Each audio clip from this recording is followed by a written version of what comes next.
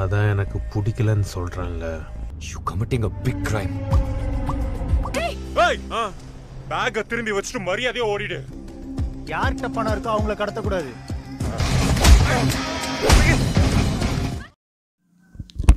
Halo sahabat, Assalamualaikum. Apa kabar? Semoga sehat selalu dan senantiasa berbahagia. Terima kasih sudah subscribe dan selalu setia menyimak video-video SLMT TV. Semoga Tuhan Yang Maha Kuasa selalu memberikan rezeki yang berlimpah ruah dan juga berkah untuk sahabat semua. Kali ini SLMT TV akan menghadirkan sebuah alur cerita dari film yang berjudul Vatam. நீயும் அந்த சதீஷும் ஒண்ணுதான்.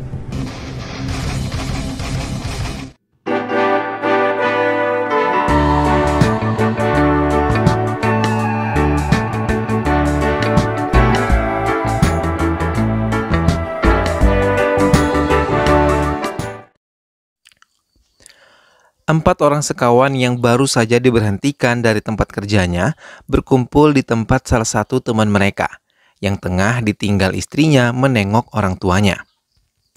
Namun waktu yang terus berjalan membuatnya jengah dan meminta tiga temannya untuk meninggalkan kediamannya karena 2 hari lagi istrinya akan kembali berkumpul bersamanya. Mereka yang sudah tidak lagi memiliki pekerjaan namun dituntut dengan beban kehidupan membuat mereka merencanakan untuk menculik salah satu anak kecil dari sebuah sekolah swasta. Mereka sudah mengincar seorang anak laki-laki yang bernama Adit. Ia adalah anak berkebutuhan khusus yang tidak bisa berbicara dan mendengar, tapi berasal dari keluarga kaya raya. Ibunya yang bernama Sakuntala Devi adalah pemilik industri terkenal di Kombator.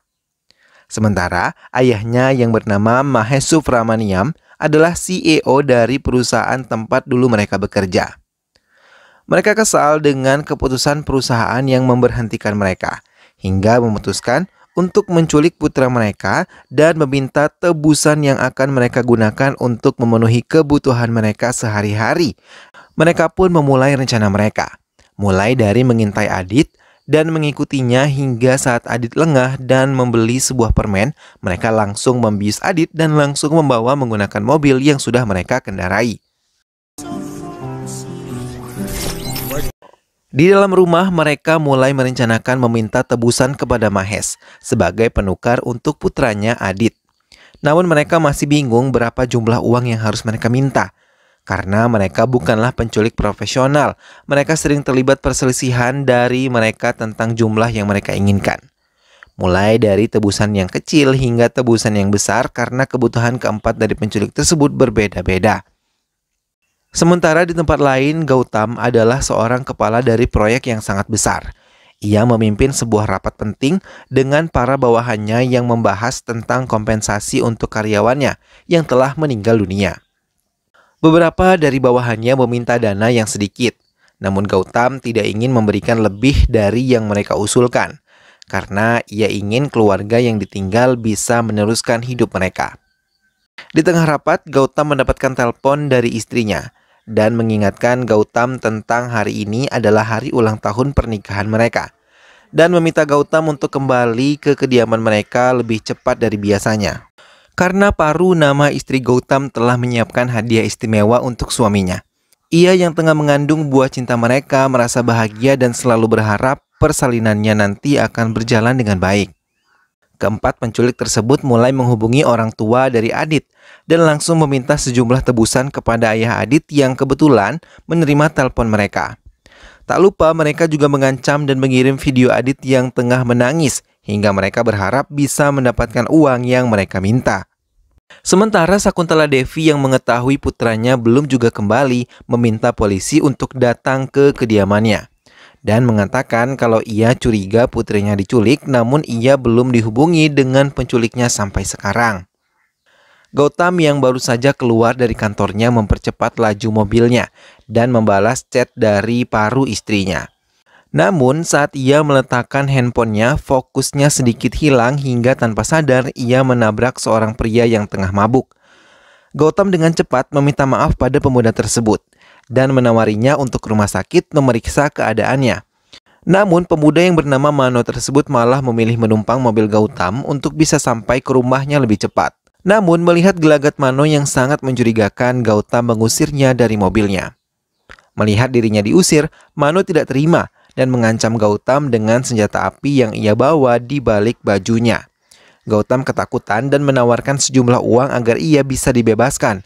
Mano dengan senang hati menyebutkan 12,5 juta yang harus diberikan Gautam kepadanya.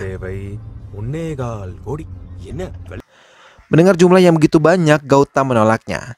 Tak lama Paru menghubungi Gautam yang sampai larut malam suaminya belum sampai ke kediaman mereka. Tapi Mano mengambil handphone Gautam dan berbicara langsung kepada Paru. Mano dengan cepat mengatakan kalau ia menginginkan uang yang banyak dari Gautam dan juga Paru, atau ia akan mencelakai Gautam. Paru yang takut suaminya dicelakai menuruti akan memberikan uang yang diinginkan oleh Mano. Tapi ia tidak bisa membuka berangkas karena semua kode keamanan berangkas tersebut menggunakan wajah Gautam. Mano pun menurutinya dan membawa Gautam kembali ke kediamannya. Mobil Gautam pun memasuki area pekarangan kediaman Gautam dan juga Paru. Melihat suami datang, Paru langsung mendekati mereka tapi Mano melarangnya. Mano meminta Gautam untuk cepat mengambil uangnya dan ia meminta Paru untuk ikut bersamanya menunggu di mobil. Tapi saat Gautam memasuki kamar untuk mengambil uang, Mano mengendarai mobil Gautam dan membawa Paru bersamanya. Sementara polisi yang menangani masalah Adit meminta tim IT-nya untuk mencari keberadaan penculik yang menculik Adit. Mereka akan mencari posisi penculik melalui nomor telepon yang menghubungi Sakuntala Devi nantinya. Gautam sendiri mulai menyusun uang yang akan diberikan kepada Mano. Ia juga mempersiapkan senjata yang akan ia bawa. Namun ia memutuskan hanya memberikan 10 juta. Tapi saat Mano dihubungi, ia menolak dan meminta semua uangnya dipenuhi. Mano yang mulai berbincang pada Paru akhirnya mengetahui kalau Paru menikah dengan Gautam akibat perjodohan.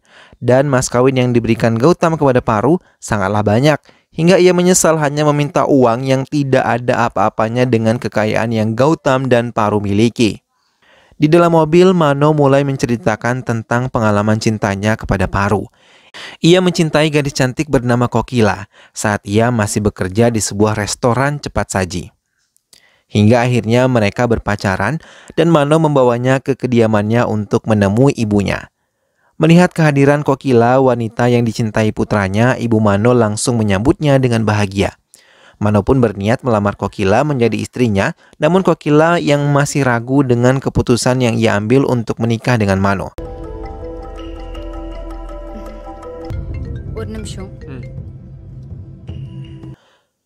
Keesokan harinya, ia melihat Kokila bersama pria lain dan mengatakan kalau pria itu adalah calon suaminya yang siap untuk menikahinya. Mano terdiam dan tidak bisa mengendalikan diri hingga menampar Kokila. Sejak kejadian itu, ia sadar kalau Kokila yang tidak benar-benar mencintainya hanya mencintai pria yang memiliki harta lebih banyak dibanding dirinya. Mano menghentikan ceritanya dan Paru hanya terdiam mendengarkan masa lalu cintanya. Sejak saat itu, Mano membuat pemikiran kalau wanita hanya menyukai harta untuk memenuhi semua kebutuhannya. Paru terdiam dan memberikan pendapatnya ketika Mano bertanya tentang alasan Paru putus dengan kekasihnya sebelum memilih menikah dengan Gautam. Paru mengatakan ia memilih Gautam untuk keamanan dan kenyamanan dirinya, karena kedua hal itu yang terpenting bagi dirinya.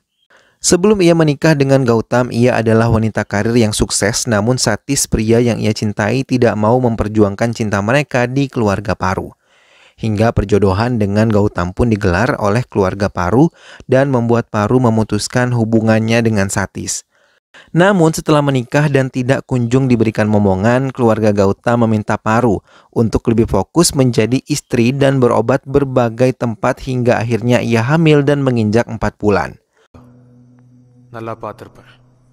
Paru mengatakan bukan wanita yang memegang kendali dalam hidup berumah tangga, tapi prialah yang telah memegang kendali atas semua hidupnya di pernikahan ia sendiri tanpa mendengarkan pendapatnya, hingga mematahkan argumen Mano yang mengatakan kalau wanita lebih mencintai harta untuk bisa mengendalikan kehidupan rumah tangganya.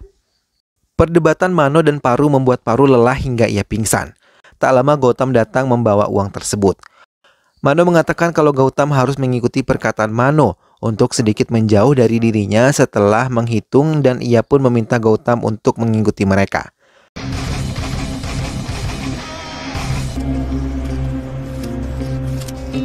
Gautam mengikuti mereka menggunakan sepeda motor hingga ia seperti manusia bodoh saat motor yang ia kendarai mogok.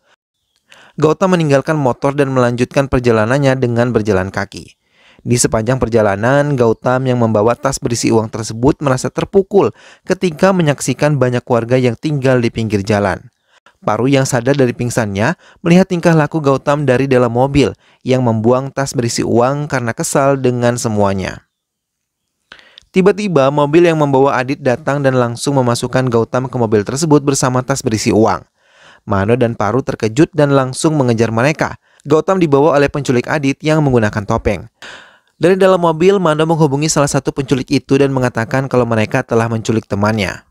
Salah satu penculik tersebut menelpon teman-temannya dan meminta mereka melepaskan Adit juga Gautam. Mereka pun akhirnya menurutinya.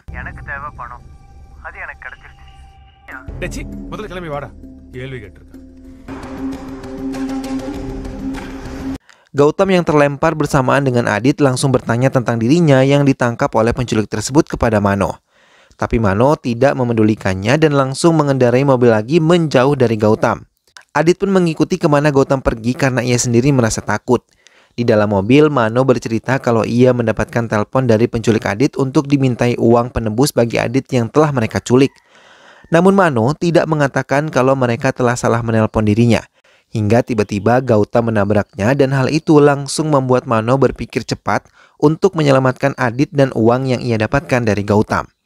Ia tidak menyangka kalau kejadian akan serumit ini. Mano pun mengajak Paru bekerja sama. Dengan senang hati Paru melakukannya, ia mengendarai mobilnya sementara Mano mengendarai sepeda motor. Mereka berencana untuk mengajak penculik tersebut karena Mano telah meletakkan handphone di dalam tas berisi uang hingga ia hanya mengikuti GPS tersebut. Penculik itu sadar kalau mereka diikuti dan meminta teman-temannya untuk membuang handphone yang ada di dalam tas. Paru mengendarai mobilnya dengan kencang dan begitupun Mano. Hingga akhirnya mereka berhasil menemui mobil para penculik tersebut dan Mano langsung mengambil tas berisi uang itu. Melihat uangnya diambil, keempat penculik tersebut berusaha mengambil kembali tapi Mano dengan tangkas menangkis semua serangan mereka. Tiba-tiba salah satu penculik tersebut menangis dan memohon kepada Mano untuk menyerahkan uang tersebut kepada mereka. Keempat penculik mengatakan kalau mereka telah dihentikan dari tempat mereka bekerja dan membutuhkan banyak biaya untuk kehidupan mereka sehingga memutuskan untuk menculik putra dari atasan mereka. Mano dan Paru terdiam dan mengambil keputusan. Gautam yang telah sampai di kediamannya langsung memeluk istrinya yang datang dalam keadaan selamat. Disusul Mano yang membawa tas berisi uang. Mano kemudian membawa keempat penculik tersebut dan mengatakan pada Gautam agar memberikan mereka pekerjaan seperti yang Gautam lakukan kepadanya. Gautam menyetujui keinginan Mano dan menerima mereka bekerja di pabriknya, serta mengembalikan Adit kepada kedua orang tuanya yang telah menunggu kedatangannya di rumah. Mano pun menguatkan diri untuk bisa datang ke acara pernikahan Kokila setelah mengucapkan selamat pada Kokila. Mano lalu meninggalkan tempat tersebut menggunakan sepeda motor dan film pun selesai. Nah sahabat, itulah tadi alur cerita dari film yang berjudul Fatam. Dalam hidup memang kita harus senantiasa tolong-menolong ya sahabat, karena Tuhan pun memerintahkan kepada kita untuk selalu berlomba-lomba dalam kebaikan. Film ini memperlihatkan bagaimana saling bantu dalam kehidupan sehari-hari dapat membuat hidup menjadi lebih damai dan juga berarti. Semoga kita semua diberikan kemampuan untuk menolong dan membantu sesama ya sahabat, karena saling tolong-menolong itu adalah hal yang sangat indah. Mudah-mudahan sahabat semua terhibur setelah menyimak alur cerita film ini. Sampai berjumpa lagi di alur cerita film-film selanjutnya. Terima kasih sudah menyimak video ini sampai akhir dan ingat untuk selalu dukung SLMT-TV dengan cara klik like, komen, share, dan juga subscribe. Sampai ketemu lagi, sehat selalu dan wassalamualaikum.